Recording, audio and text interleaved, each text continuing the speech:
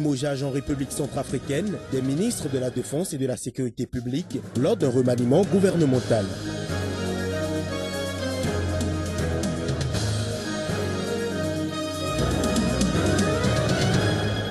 Au Burkina Faso, le gouvernement a ordonné l'annulation et la reprise de plusieurs concours d'entrée à la fonction publique entachés de fraude.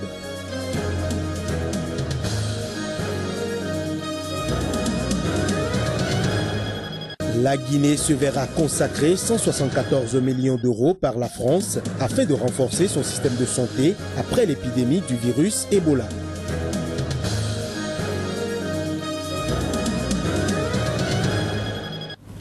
C'était là le sommaire de cette édition. Bonjour, bienvenue à toutes et à tous. Démarrons par la République centrafricaine. Les ministres de la Défense et de la Sécurité publique ont été limogés lors d'un remaniement. De nouvelles personnalités font leur entrée dans ce nouveau gouvernement. À la Défense, Joseph Bidoumi, magistrat et jusqu'alors président de la Ligue centrafricaine des droits de l'homme. Il vient ainsi remplacer Marie-Noëlle Koyara, qui a été la première femme à occuper ce poste depuis sa nomination en janvier 2015.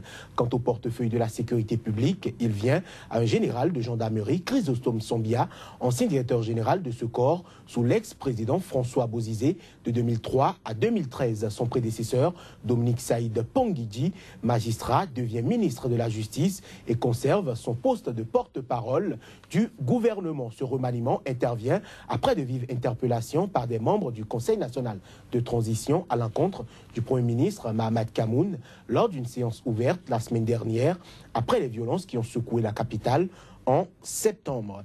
Les députés rwandais ont adopté ce jeudi à l'unanimité un projet de réforme de la Constitution, ce qui permet au président Paul Kagame de briguer un troisième mandat en 2017. Une fois adoptée par le Sénat et par voie référendaire, cette réforme constitutionnelle permettrait en théorie à Paul Kagame, 58 ans, de se maintenir au pouvoir jusqu'en 2034. La Constitution de 2003 prévoyait 2 mandats de 7 ans. La présidente de la Chambre des députés, qui n'a pas rendu public le test voté jeudi, a démenti le fait que l'article modifié soit sur mesure pour Paul Kagame. En Tanzanie, le candidat du parti au pouvoir, John Pombe Magufuli, a été élu président avec 58,46% des voix. Des résultats annoncés ce jeudi par la commission électorale. Résultats immédiatement rejetés par l'opposition qui revendique la victoire. Reportage. John Pombe Magufuli a obtenu 8 882 935 voix, soit 58,46% des suffrages exprimés.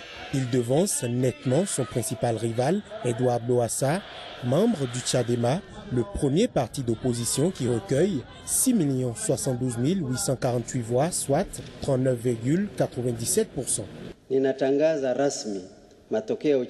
Par la présente, j'annonce les résultats de l'élection présidentielle de 2015 et je déclare formellement que John Pombe Magufuli a été élu président de la République unie de Tanzanie.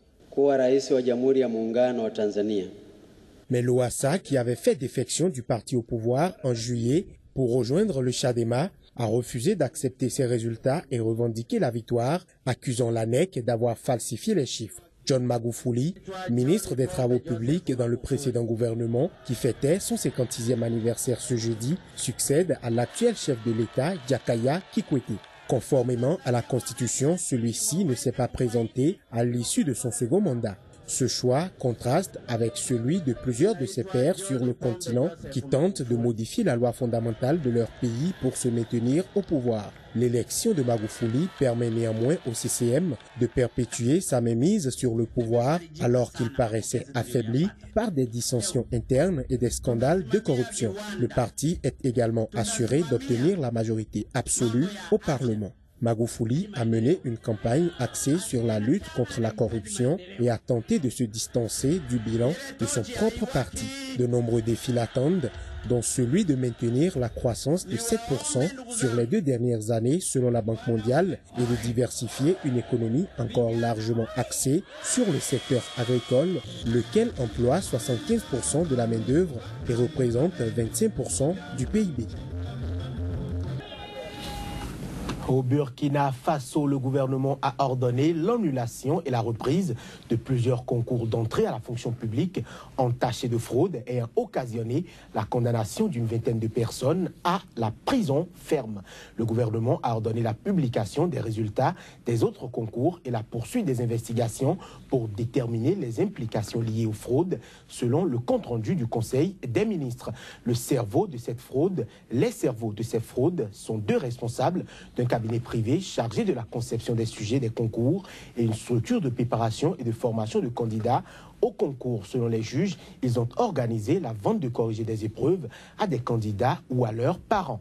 Un sujet corrigé coûtait ainsi entre 500 000 francs CFA, soit 750 € à 3,5 millions de francs CFA, soit 5 300 € selon le type de concours, la douane ayant la plus grande cote. Le chômage frappe massivement les jeunes du Burkina, 60% de la population à moins de 25 ans. Au Soudan du Sud, l'Union africaine donne de la voix. Elle estime que les belligérants de la guerre civile devront rendre des comptes devant une cour de justice indépendante africaine d'actes d'une extrême cruauté contre les populations civiles. Ces belligérants devront aussi répondre de viols, cannibalisme forcé et d'autres actes inhumains. Une commission d'enquête est mise sur pied pour gérer le dossier. Une commission d'enquête de l'Union africaine, conduite en 2014 par l'ancien président nigérien Olusegun Obasanjo, a documenté dans un rapport de nombreuses exactions de combattants allant jusqu'à forcer les membres d'une communauté à boire le sang et à manger de la chair humaine brûlée des victimes de leur ethnie qui venaient d'être tuées. Je suis choqué par les conclusions de ce rapport. Pas parce que je n'étais pas au courant du degré de brutalité de la guerre civile au Soudan du Sud, mais par les détails très choquants des atrocités qui ont été commises par les partis en guerre. Le signalement de cannibalisme comme une des méthodes utilisées par les groupes armés pour tuer, pour violer et déshumaniser les civils, c'est au-delà de l'imaginable pour la plupart des gens. Le mandat de la commission est juste un élément du rapport. Ce serait sûrement utilisé comme base pour de futures actions en justice pour faire rendre des comptes à ces gens. L'une des recommandations du rapport est la création et l'établissement d'une cour de justice hybride. Indépendant du Soudan depuis juillet 2011, après des décennies de conflits contre Khartoum, le Soudan du Sud a replongé en décembre 2013 dans la guerre civile à la suite d'une rivalité entre le président Salva Kiir et son ancien vice-président Riek Machar sur fond de conflits ethniques. En août dernier, les deux hommes ont signé un accord de paix. Mais les deux camps n'ont depuis cessé de s'accuser mutuellement de l'avoir violé et les combats continuent dans certaines régions du pays.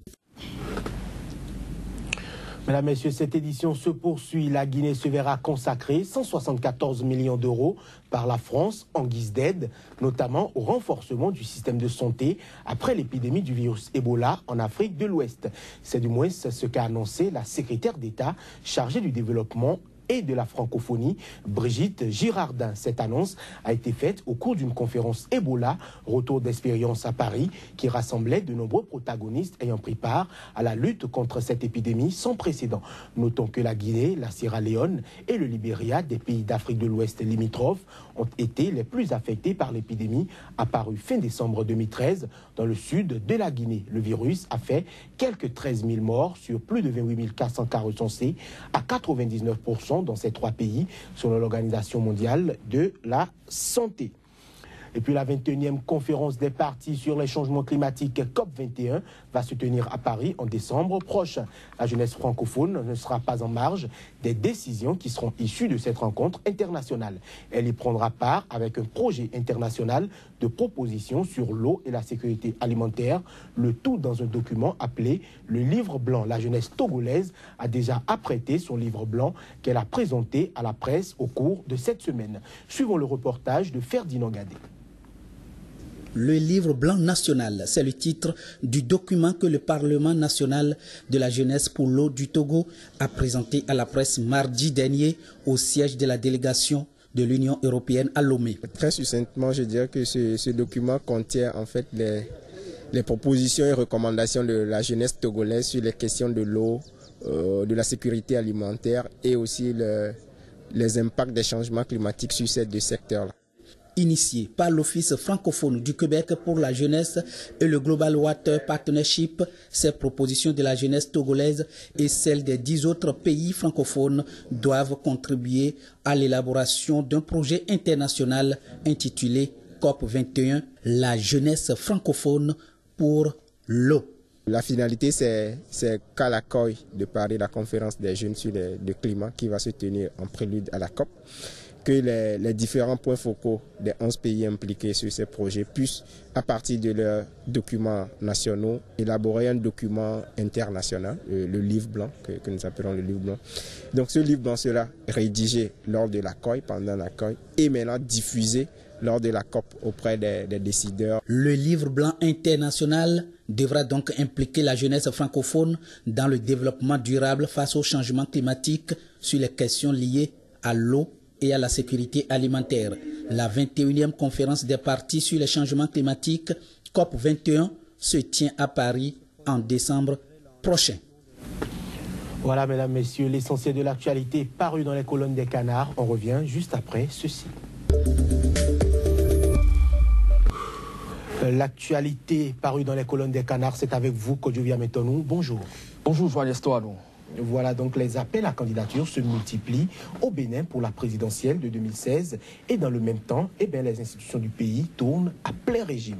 Joël Estoano, au Bénin, les appels et sollicitations, donc autres actions se multiplient en direction donc de certains présidentiables pour enfin les amener à se décider pour février 2016, donc la date retenue pour la présidentielle au Bénin.